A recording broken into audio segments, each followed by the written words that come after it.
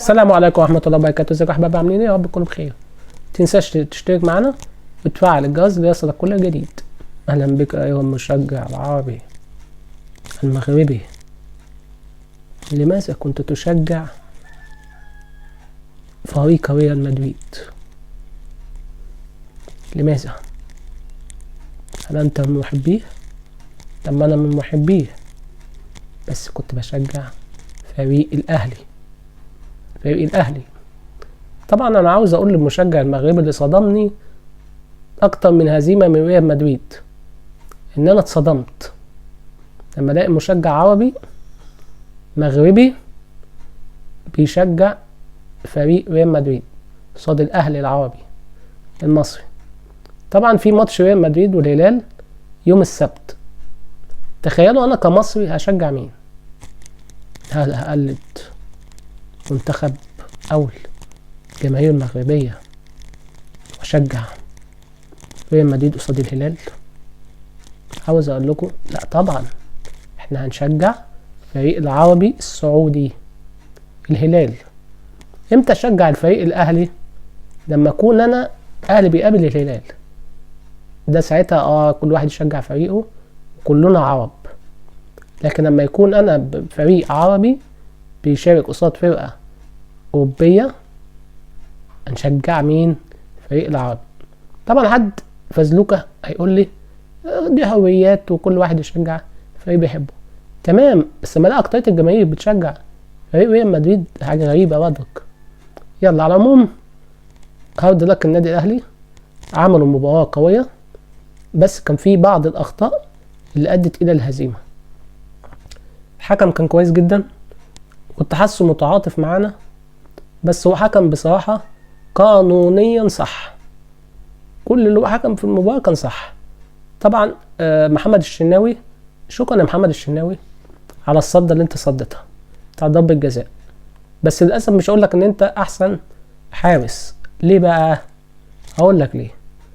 عشان انت كذا كرة تيجي تمسكها، يعني في كرة عدت من تحت ايديك وتحت ما بين رجليك، لو انت كنت عند المرمى مش جنب العارضة كانت دخلت جوه المرمى بكل بساطة، كانت حاسة بالجول. الأخطاء الدفاعية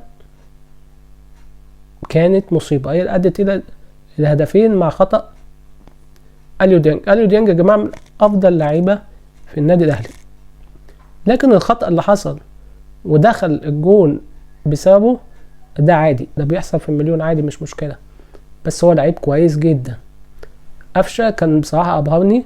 الشحات كان جامد جدا. يا ريتك ما كنت غيرت الشحات، يعني كنت سبته. كان عامل مباراة رائعة. الشحات فعلا المرة دي اثبت لي ان هو عمل بالفلوس شوية. فاضل 40 مليون لسه ما عملش بيهم. ماشي. ريال مدريد طبعا فريق كبير، احنا عارفين. خلي في علمكم انا بشجعه برضك، بس لما يجي قصاد فريق عربي انا هشجع الفريق العربي. للاسف معلش، للاسف احنا كمصريين او انا كعربي يعني مصري بشجع الفريق العربي. يعني اميل، يعني ساعة المغرب او تشوفوا الفيديوهات كلها منتخب المغرب كنت بشجع الفريق المغربي. وهنا في مصر كلنا كنا بنشجع الفريق المغربي. والدي كان بيشجع الفريق المغربي، عمي، قرايبي، اخواتي، اصحابي، كله كان بيشجع المنتخب المغربي. بس لكن اللي حصل ده مش مشكلة، وده ما بيمثلش الأكثرية المغربية. وفي أكتريتهم ممكن يكون عشان هم بيشجعوا فرق مغربية ضد الأهلي في دوري أبطال أفريقيا، فبيتسبب ده ضغينة شوية. على العموم احنا عملنا مباراة حلوة، والأهلي للأسف في الآخر المباراة تحس إن هو قطوا فينا بقى جونين كمان عشان احنا تعبنا. تحس اللعيبة في آخر 8 دقايق، يعني بدل 8 دقايق الحكم بيديك 8 دقايق بيديك 8 دقايق. تحس اللعيبة بتاعتنا بتقول ليه يا عم؟ ما كنا نخرج 2-1 وحلوة كده. ويا ريتنا كنا فعلا خرجنا 2-1، كانت حلوة كده. بس احنا عملنا مباراة حلوة قصاد ريال مدريد، وشكرا للاعبي الأهلي بعيدا عن بعض الأخطاء في المباراة، أدوا أداء رجولي.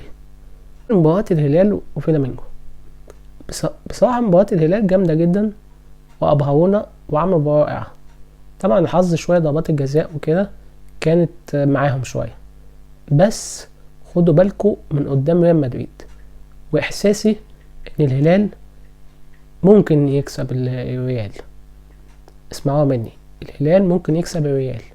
والله هو منشط جميل. يا رب الفوز للهلال وحتى لو خسروا هياخدوا المركز التاني، ويا رب الفوز للاهلي وياخد المركز التالت. هي مباراة تحصيل حاصل، بس احنا هناخد المركز التالت لان احنا احسن من فلامينجو.